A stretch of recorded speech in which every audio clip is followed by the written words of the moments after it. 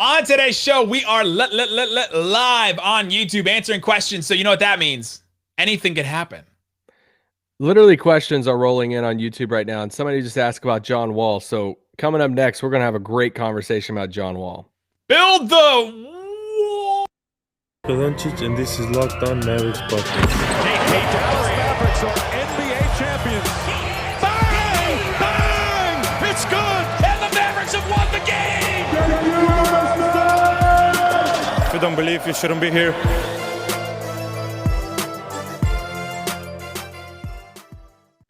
And welcome. You are locked on to the Dallas Mavericks. My name is Nick Angstadt, media member and coordinator for the Locked On Podcast Network. And joining me, as always, my co-host, writer, contributor at Mavs.com, the live lord, the one we're thinking. What you got for me, Isaac Harris?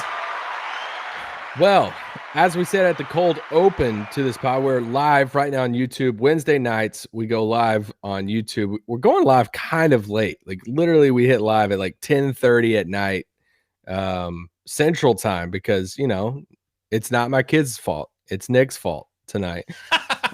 So we have questions rolling in, and really no new Mavs news at the top. You know, Mark Stein reported the Frank Ntilikina stuff a few days ago. We talked about Ntilikina a lot. I think we need to clarify a little bit something on the roster thing. You tweeted it out today. Yep. Maybe now is a good point that we can clarify how the Mavs snuck one in on us there. Yeah, so the Mavs snuck. The Mavs are getting a little sneaky with some of these announcements. So, but it's been weird. So we'll get into it. We'll talk about it right now because Mark Stein announced that the Mavericks are reportedly gonna sign Frank Ntilikina. And so we were thinking, okay, the Mavs, they already announced their training camp roster. They already have 20 guys. They have their 20 spots filled. So where does Frank Ntilikina sit? And we were like, okay, well, they got to get rid of somebody. And I didn't think they were just going to get rid of one of these camp guys because they just signed them. But they had already done that. They had already done that. You and I were talking about this today.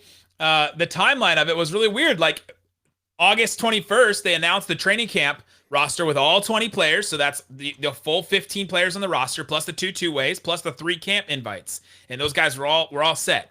Then they waived Nate Hinton, one of the two-way guys, on like a week later, basically. They named the roster, then they waived Nate Hinton, and then they signed Ja'Cory McLaughlin that we talked about, about a week later after that, and they slipped in that announcement that they also requested waivers for EJ Onu. So he is not a training camp invite. That was a mistake on our part yesterday. But now he's out. So basically what Frank Ntilikina has is a training camp invite, which is kind of interesting. He's going to have to fight for a spot. And this could be, we've had this before in the past where, Sam Dallenberg is a player on the roster. We're like, oh, he's a veteran. He's going to be on the roster. He's a center. He's, veteran, all that. And then all of a sudden, a guy like Salah Mejri comes in and usurps his spot and takes his spot. We thought he was just a training camp invite, and all of a sudden he has a spot on the roster. Yeah, for sure. I mean, we got to see the details on the deal, before we say like official. A lot of these like training camp invites are just super cheap, and it's like, hey, let's just see what it like the Dennis Smith Jr. to Portland one. That was reported as a training camp deal. We got to see the details on the Ntilikina one. Either way, I think it sets up for a great camp battle between 3 players: Frank Ntilikina, Tyrell Terry, and Trey Burke. Like, that's a fun 3-way battle. That who's going to get the third, point guard spot? I mean, I think they can keep 2 of them on the roster, but what if they go into camp and Ntilikina just absolutely shuts down Tyrell Terry from doing anything? Or what if he shoots it, kind of up to par like Trey Burke on like, catch and shoot threes in camp or preseason or something like that? And you're like, well, dang, let's go. So that's what I'm watching. What does he do to Tyrell Terry and Trey Burke spots? Or a kid wants to lean into the defensive side of things. He's been talking about defense like every new coach on a training camp team does, but he's been leaning into the defensive side and says, all right, let's get Frank Ntilikina. Plus, Trey Burke was the old guy's guy, right? So was Tyrell Terry. We don't know what these guys think about. We don't know what Nico Harrison, Jason Kidd think about Trey Burke or Tyrell Terry. That we know that they like Ntilikina because they just brought him in. So all that stuff we're still not sure on, but let's start getting into some questions. Alex wants to know if Zach LaVine is a realistic free agency target for the Dallas Mavericks. We're doing this again? We're going back into this whole thing where the Mavs are just looking for another star to add. What's the Mavs free agency situation? I mean, realistic. I don't think he hits the market, right? I mean, that's been one of the biggest things, even going back to this past summer, we thought this class was going to be a lot bigger than what it was, but what happens? All these names that get thrown out there, then they sign extensions and all the stuff that are locked up. They don't even hit the free agent market. If you're Chicago, I don't know why you don't pay him the large extension. You just committed all this money to DeRozan and Vooch, Lonzo. So like you're obviously going all in. I don't know why you would hand DeRozan that contract and then say, "Oh, Zach, sorry, it's your time to go." Like, no, you're all in. Like you've committed to this. So I think he gets paid by Chicago. Now, I mean, I guess you can say, could Dallas like trade for him or something like that? I think I could see him getting traded for like another really good player, but I don't think he hits the free agent market. And I think it's important to remember this summer was the last offseason with like max cap space because of Luka's extension. Luka signed that massive extension. It kicks in next year. So not this upcoming season, but the season after that. So free agency next summer. Luka is going to be making the most money on the team finally, right? Finally, he's getting paid his due. He's getting paid $35.7 million. And the Mavericks are at $118 million in guaranteed contracts already next season. So the whole, can they get this free agent? Can they get this free agent would have to come from some kind of trade or something like that. I don't think they can just straight up trade, for Zach, or straight up sign Zach LaVine. So Bruce asked a good question here. Can Dallas win the West with KP playing like he did in New York City? This is interesting to me. So what does that mean for KP playing in New York City? Because for me, it's everything we talked about yesterday. It's the defense. His defense has to get back up to. He was almost like a really, really good defender in New York. That was almost his calling card. Some people said, I know talking to the Locked On Knicks guys when the Mavs traded for him, listening to guys like Max Kellerman who covered the Knicks during the time that Porzingis was there, that Porzingis was like a defensive monster. Like he was almost better at defense than he was at offense. And so that seems wild now because of the way he played last season and some of the recency stuff with KP. But if he plays that level, heck yeah, they can win the West if KP's playing like that. Yeah, you go back to last season, I think people forget how good KP was. This summer when we had Howard Beck on the pod a few weeks ago, I asked him, I was like, hey, can you remind people how good Kristaps Porzingis was in New York, especially before his injury? That season that he tore his ACL, he was just named an all-star, at what? How old was he? He was 22 years old. Yeah. Just named an all-star, playing for the Knicks that season, averaging 22 points, shooting 40% from three, anchoring the paint and, blocking shots left and right. Like that was the exciting, like he was like a top 15 player when he got hurt. Like that, he was a big time player in the league. And so, yeah. So can they win the West? Yeah. If KP's playing like he was in New York before he tore his ACL, they can win the West. Somebody asked me what hair product I use. Just like a paste, Sweat block. Just normal. I don't use that on my hair. I guess I'll block it. Okay, another question on KP. Let's go in that same vein.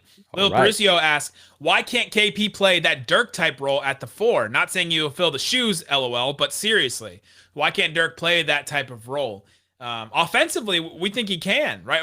Offensively, we think that they're going to try to use him in situations like that. Now, Dirk, if you've seen some of these graphics recently, the Kirk Goldsberry, like who owned which section of the court during which time, if you do any of those over the last 20 years or so, there's a section of the court that is like the, 15 to 18, 20 feet kind of deal, the mid-range, that mid-range shot, that mid-range spot.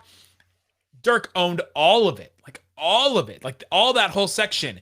And KP can't play like that. That's one of the reasons why he can't play that role, is because Dirk was such a specific player that destroyed the mid-range in a way that was just almost automatic. Yeah, I mean that was the route I was going to go with that. Like, can you imagine playing with Dirk, but you couldn't throw it to Dirk in the post and say, "Get me a bucket"? Like, then what would Dirk be? Hey, Dirk, go stand in the corner. You'd be with Dirk, or you'd be old Dirk. But even old Dirk, you could throw the ball through. I was going to say that's the thing. Even old Dirk could shoot a little fadeaway, and it's like, Dirk, shoot a trailing three, just spot up in the corner, and so yeah, that's the biggest difference in that. Yeah. So that's the thing with Porzingis. Now, him playing the 4, it's more about defense than it does offense to me. I don't know if you can go out, you can throw him out. You can throw him out there as the 4, and they did for a lot of, the regular season. You can get away with it there, but in the playoffs, I don't think you can get away with that. There's just too many good 4s. There's, freaking Aaron Gordon is a 4 for the Nuggets. Like, he can't keep up with him. You'd just be losing him backdoor cuts all the time. I'll say, if he's like he was defensively in this past postseason, no, you definitely can't. No. And I mean, how did the Clippers beat Utah? Like they went small, like super small. Yeah. Like, you got to have that flexibility. And if you're Porzingis, you're going to have to guard somebody out there. And if teams are going small, that means if Porzingis is at the 4, that means they have another center on the court with him. And keep getting in some questions. We'll be answering them. A lot of questions about the Mavs young guys. We'll talk about that. We've talked about this kind of, young core at the end of the Mavs bench. What are the expectations for them? And we'll get into some of those guys like Frank Ntilikina. So we'll talk about that coming up. But before we do, let me tell you about DirecTV Stream. Does this sound familiar? You've got one device that lets you catch the game live, another one that lets you stream your favorite shows. You watch sports highlights on your phone or your iPad or something else. You got all these things just rolling all over the place. DirecTV wants to help simplify that. We all need simplification in our life, and DirecTV Stream has that. It brings your live TV and on-demand favorites. You can watch Olympics, you can watch Slovenia, you can watch all that stuff all together on DirecTV Stream. Get rid of the clutter and the confusion. Get your TV together with DirecTV Stream. You can learn more at directtv.com. That's directtv.com. Compatible device required. Content varies by package. All right, Isaac Harris, let's get into this mailbag. We got a bunch of questions about the Mavericks younger guys. I was gonna say, are you keeping up with all these questions? Because I've lost track now. Let's start with Amir. I'm on it, man. This is I live for this. Amir asked the question: expectations for Mavs young guys. Let's take a look at that young core we've been talking about. Let's just focus on Moses Brown, Josh Green, Frank Ntilikina, Tyrell Terry. What are your expectations for those 4 guys? Oh gosh, I mean, I think out of those 4, the one that I would expect the most from is Josh Green. I want to see, like, Josh Green's the only one that's been referenced specifically in an introductory press conference about like wanting to develop him and to see what you have in him. They obviously didn't play him in the summer league, coming out of the Olympics. It's like, okay, is he like, do I think he's too good for the summer league? So I just want to see. I mean, I think he probably has the higher expectation that if I had to rank those 4, then it's Moses Brown. But I think I've been a little bit more skeptical about Moses Brown's role. I was gonna say Moses's role, but Baker Mayfield, Moses's Browns. But Moses's role in a team, I think I've been a little bit more skeptical about it than Nick. I want to see why he would play, like why he would play over Willie and Dwight and Boban's. Like, all the 4 of these dudes are coming off the bench. I'm not like, I get like why he would, but would Kid in Dallas do that? And my soapbox again, Isaac. Ntilikina and Tyrell Terry, they're just kind of like flyers at this point, right? Like, see what I think Ntilikina probably has a little bit more to offer, like right now, but yeah, I mean, I think the key is I think Josh. I'll say it this way. I think Josh Green's the only one that we should have expectations for. That if he doesn't do like anything this year, we have a rightful place to be like, dang, like they really missed on that. They really didn't like turn Josh Green into anything, to where the other 3 guys, those are just like flyers. Let's just see if they turn into something. Now, obviously y'all can disagree, but that's just where I'm at. Nick, what are you doing? My dog is freaking out downstairs. Somebody walked by. Excuse me. So my thing with Josh Green is, it's a great point. It's the only one we've heard from Jason Kidd as somebody with actual expectations that maybe we should have, that he should play. Yeah. Right? Like, I think that's my only expectation for Josh Green, is that he's going to get some playing time. There's going to be, growth moments for sure, because it's essentially a rookie year for these guys. I don't know if we count last year as rookie year. Now, they got some experience. They got to watch. They got to play a little bit when guys are out with COVID and all that. They had, the playoffs to sit and watch and experience and see all that. So there's some, there's at least a base there, but we don't really know what to expect from Josh Green. Somebody was asking me earlier, the Mavs don't have any 4s. And I was like, man, if Josh Green was like 3 inches taller, he would have such a path to some playing time at that 4 position if they wanted to go small.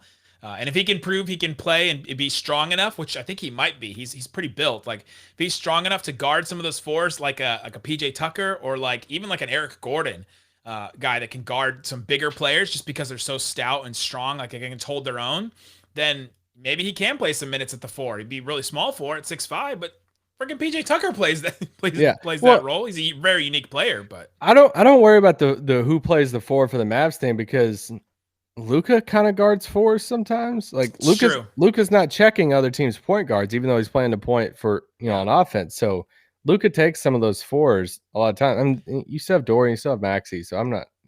Yeah. But there's just a spot there. There's a path there better than the path at 3 right now for me. Yeah. Or especially at 2. Why is there a debate about like tobacco? Our chat always has debates. Literally the second to last chat is get more toxins in 1 hour hookah is like 100 cigarettes. Our chat is what is going on? Yeah, I have no idea. But Moses Brown, we're still talking about expectations for young guys. For Moses Brown, to me, I think he could emerge because he has more physical tools than all the rest of the guys on the roster as far as centers go. If Luka has turned Dwight Powell into this, if Moses Brown can apply himself and be like a good student like Dwight Powell is, he can take him, like he could go to a completely other level, I think, with him. So I'll be interested to see if they try and experiment with some Moses Brown and Luka minutes a little bit earlier than even Josh Green. All right, this is a fun experiment with Moses Brown and Luka. Interesting. Why? I guess, yeah. I mean, I think that would get the best version. I don't know. I think the flyer of Moses Brown is a lot of fun. I just get kind of skeptical of like, hey, we got to turn him into the next Tyson Chandler. Wait, hold on. Guys, I know that Luka smokes hookah. I get it. I know that. I'm just asking why the levels of tobacco are being debated in the YouTube chat. Do we have to do the all I want to know. Hookah Doncic. But with Moses Brown, I'm saying experiment. They're just try it. They throw it out there every once in a while, like once a week or something. I'm not saying they do it consistently, but every 3 games or so, when Dwight Powell would normally come in for his backup center minutes, maybe they throw in Moses Brown if it's a better matchup, just to see what it looks like. Yeah. Right. So that's my thought on it.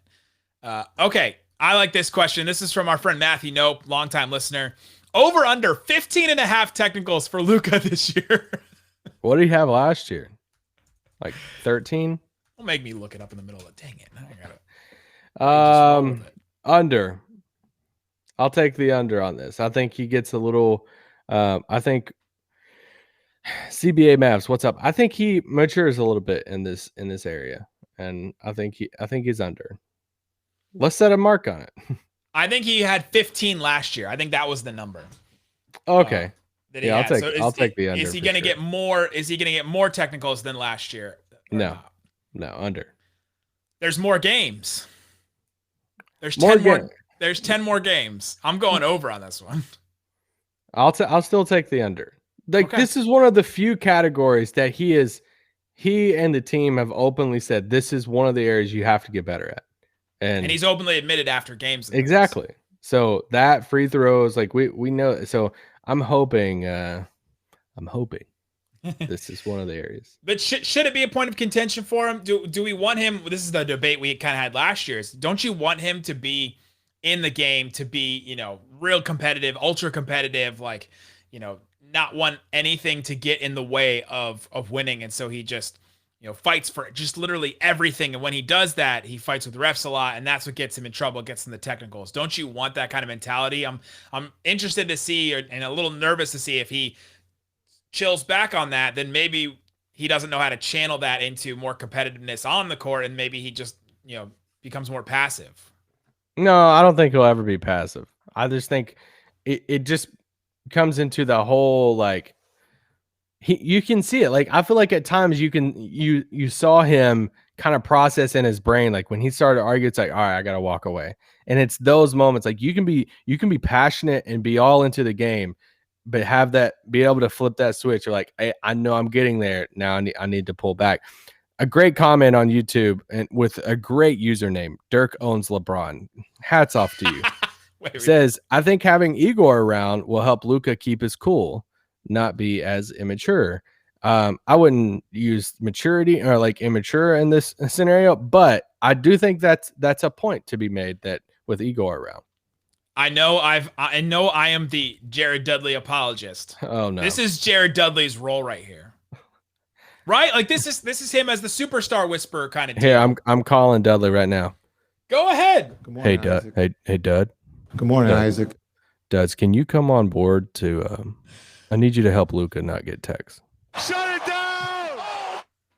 No, but I think that he's supposed to come in and help that. I think this is a situation I think that he can provide some insight. He's played with great guys. He's played with LeBron. He's played with Hey, if he's played with LeBron, he definitely knows how to help a player not complain. Played with Steve Nash. He didn't do a good job last year, did he? I think that's what Dudley's gonna be. But Igor could help too, and I think the one that would help the most, I think, is Dragic. If the Mavs still, I know should I drink every time we mention Dragic on the podcast? If Dragic could come in and help him with this, that would be huge too, I think. Yeah, for sure. All right. Lots more questions. We got so much stuff. We have a bunch of questions about the Mavericks going forward, about the Mavericks end of the bench stuff. We got some Trey Burke questions. We got some more questions about hookah and lots of things like that. We'll get into some more coming up. Garris? Man, haven't heard that name in a while. Should we drink for that too? But before we do, let me tell you about Built Bar. Built Bar is a protein bar that tastes like a candy bar. They're absolutely great. We love them all the time. And right now, they have a new bar, Mint Marshmallow Puff. They got some marshmallow in there. It's delicious. Got the little hint of mint. I love the mint bars. Mint bars are great. They also have Banana Cream Puff. If you want a bar with 100% chocolate with marshmallow filling that is only 5 grams of sugar. Like, I just listed all that stuff. You'd think I was talking about a candy bar. This bar has 130 calories, 17 grams of protein, 5 grams of sugar. You're not going to get that anywhere else. You really aren't. And we eat these all the time. I actually have a puff right here. Boom. This is the coconut puff. They're delicious. They got How'd you get those and I didn't? I ordered them. I buy these products. I like them. That's the biggest endorsement I can give. The money I make off this podcast, I put it back into the economy of this podcast and buy these Built Bars using the promo code LOCKED15 and I get 15% That's a lot of boxes. Also, want to tell you about BetOnline. BetOnline is the fastest and easiest way to put down some money on your Baltimore Ravens, your Dallas Cowboys, your Cincinnati Bengals, whoever you want. If you are looking at my Bengals, they are a 1 point now underdog to the Chicago Bears. It was like three points or something like that. Not feeling the Chicago Bears, I guess, bet online. But you can bet on so many things. They have props. They have, in-game bets. They have first quarter bets, halftime bets. Like if you want to bet on like almost literally anything, you can go in and check that out. They have some game props. Let's look at the Dallas Cowboys at LA Chargers. Some of the props in here. Longest field goal, over under 47.5 yards. Longest field goal in a Cowboys-Chargers game. You can bet on that if you want. Exact touchdowns. Touchdown total. Score in the first 5 minutes. Team to commit the first penalty, Dallas Cowboys, -115. All that stuff you can bet on BetOnline. Use the promo code LOCKEDON, or you can go in and use the promo code NFL. You can go use the promo code NFL100 to get a 100% welcome bonus. So you can go use that promo code if you want as well, or use the promo code LOCKEDON.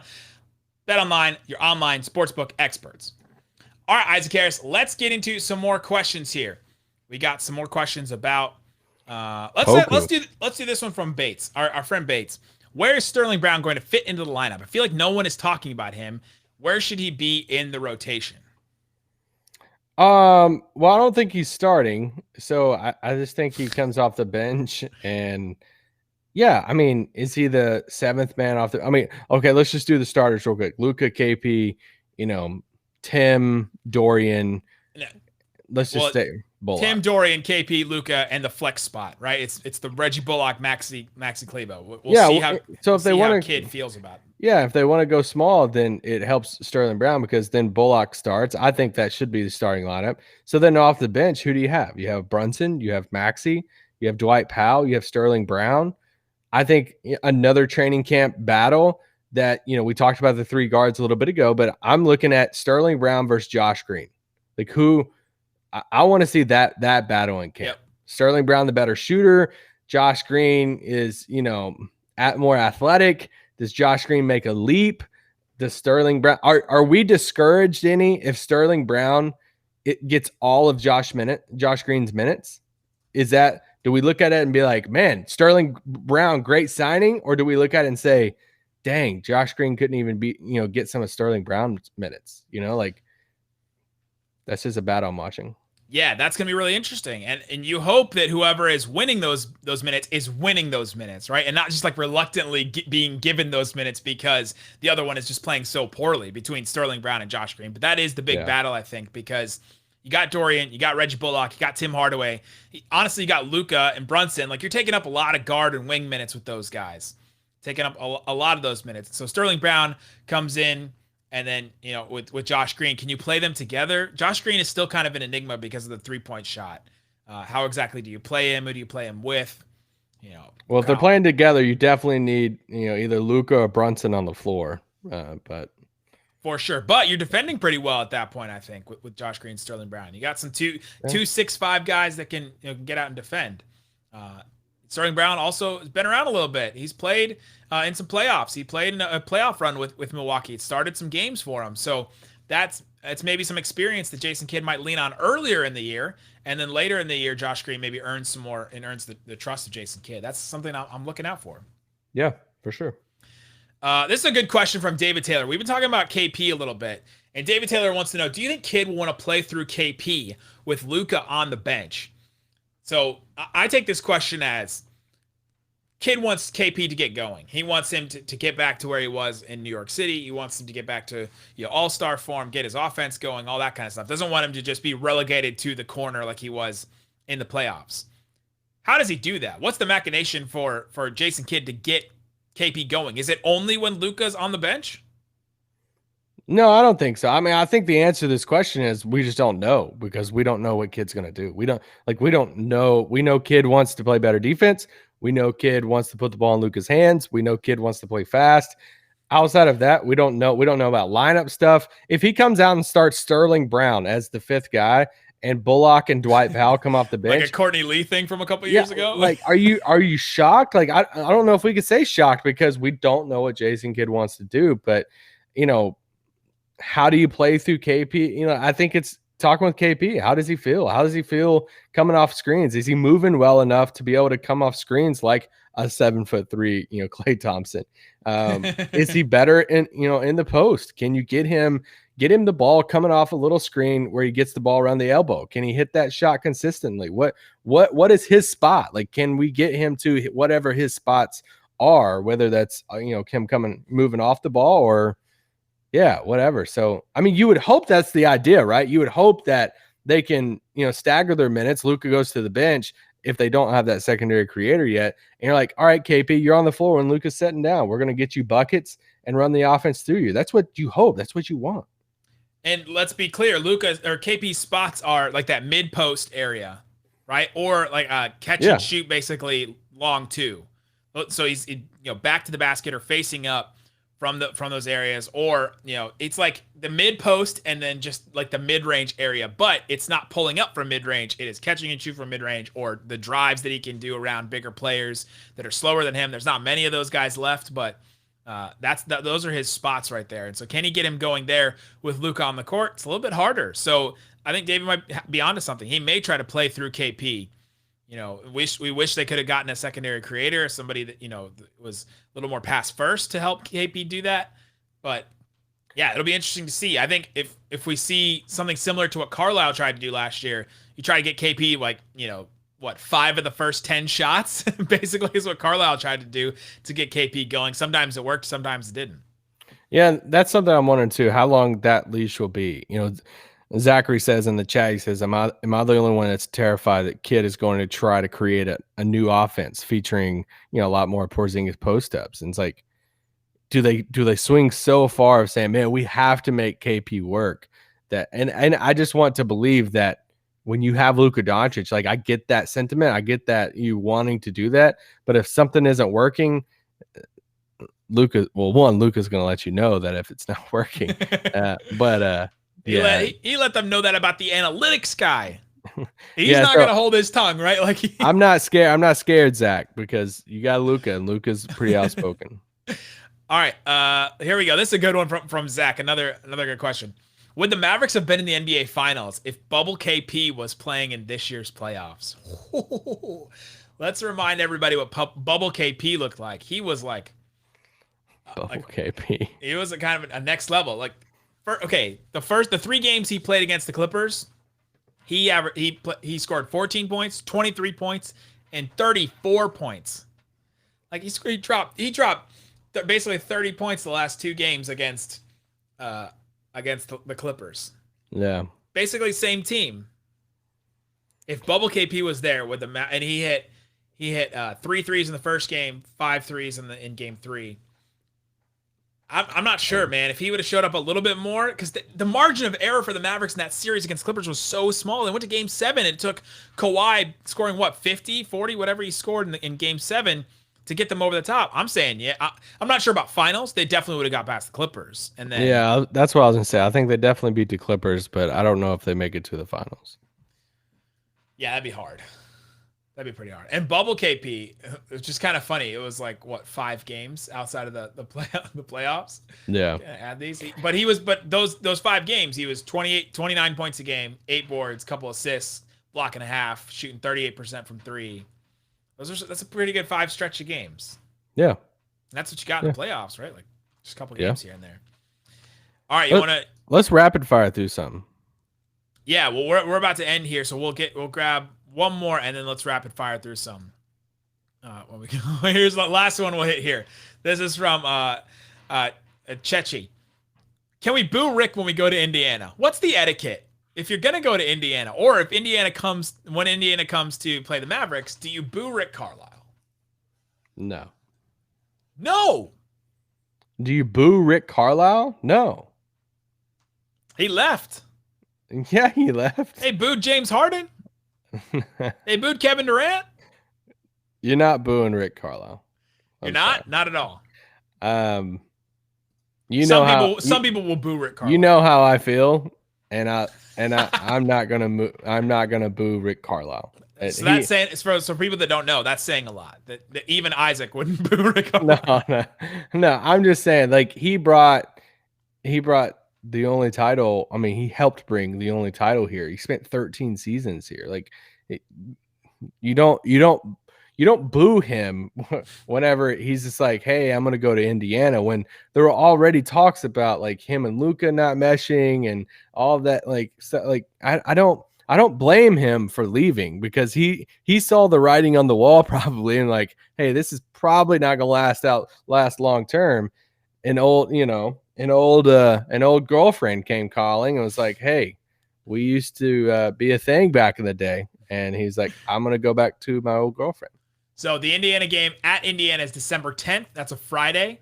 And then home against Indiana is January 29th. That's a Saturday. So if you want to boo Rick Carlisle, if you're into that kind of stuff, that's probably your day. January 29th. Write that on your calendar. Well, there's a handful of people in the chat that are really going to boo him. I'm kind of surprised by that. I'm not. You leave, you get booed. That's kind of the deal. You bail on the team, you get booed. Because Cuban was very clear that he did not fire Rick Carlisle. Did you want him to stay? Oh yes, yeah. You know where I was before this. Even with all the stuff with all the other things around Rick Carlisle, I would much rather have the sure thing, great X's and O's coach than the unknown, and then what the unknown turned into for me. Personally. All right, we still recording the pod, or? All right, there you go, guys. If you're on the live stream, stick around. We'll be answering some more questions. Start getting in your love and dating and life advice questions. We love those. The specificer, the better, if that's a word. So stick around on the stream. But guys, on the podcast, thanks so much. We'll be back tomorrow with the Game Pod. Thanks so much for listening to Locked On Mavs. Peace out. Boom.